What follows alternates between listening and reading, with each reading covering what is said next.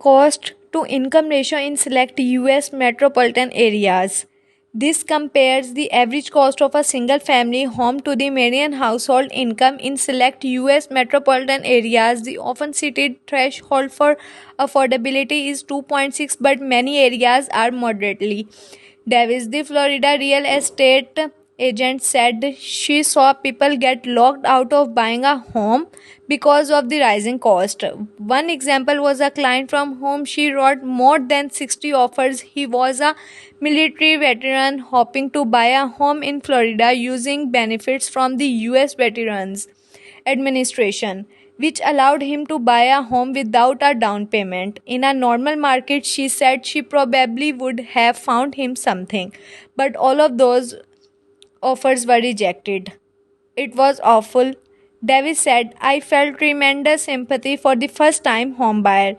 These high home prices don't just affect potential buyers, they also have an effect on the rental market. 2016, a typical renter was about $1,300 a month. For the next few years, wages kept up.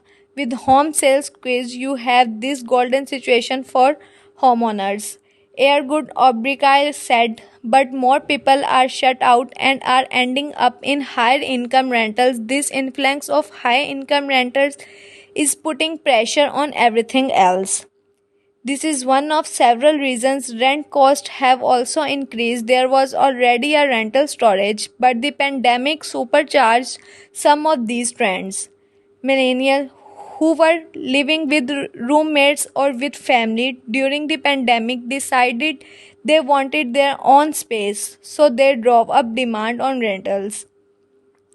People working remote jobs wanted more space or different living arrangements, and new rentals are not being built fast enough to meet all the demand. The increasing prices have made it increasingly difficult for households to pay for housing. Economists have long believed that households spending more than 30% of their income on rent and utilize are cost burden, but in most American countries, the average renter has to pay more than that threshold. And for minimum wage workers, there is not a single country in America where an average two-bedroom rental is affordable, according to data from the National Low Income Housing Coalition. Rent cost from 2020 to 2023 in US countries. How average rental cost changed from the beginning of 2020 to the beginning of 2023. Some countries only saw small increases, but others saw moderate increases or high increases. Poor households are being squeezed from every side.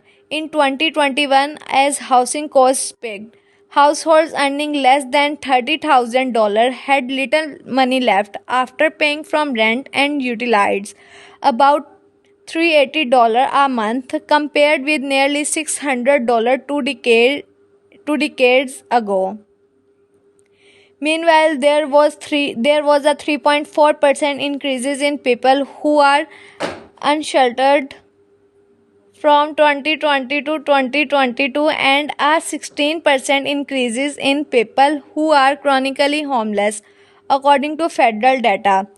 But because many homeowners benefit from rising housing costs, it's rare to hear American politicians explicitly say that rising housing prices are a problem for everyone else. They are really worried about the price of gasoline and the price of eggs going up, said Janice Schwartz, a senior fellow at the Booking Institution, but Federal Reserve Chairman Jay Powell and Biden are not saying it's a problem that housing prices are going up. The widening gap of home ownership and wealth. The quintessential American success story has long involved home ownership, and for several generations it has been a reliable way to build wealth. But that's turned into almost an expectation that home values should increase at about 6% a year. In local elections, home owners often vote to preserve home values, blocking new building projects and zoning reform that would allow for more affordable housing. This is a giant constituency of voters who believe housing prices must always increases over time, said Swords, who recently published a book Fix Upper about how to fix the housing affordability crisis.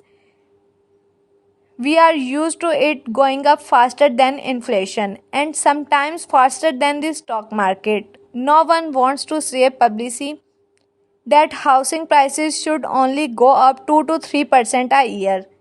Even if home prices increases at a rapid rate, some demographics of renters can still buy into the dream of home ownership. For example, people who own their home can help their millennial and Gen Z children afford a down payment. With housing prices up, mom and dad are sitting on $500,000 of home equity. So they can give you a gift that lets you get into home ownership. Swords said, these groups are the manifestation of America's long-term vision for wealth building.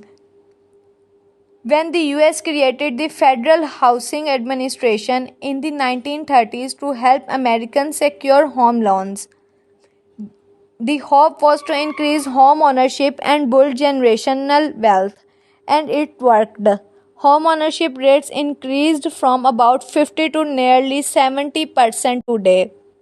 But those efforts to help people buy homes exclude non white Americans who were denied loans and locked out from desirable neighborhoods. This was practically devastating to black Americans, and by 1960 the ramifications were clear. Just 38%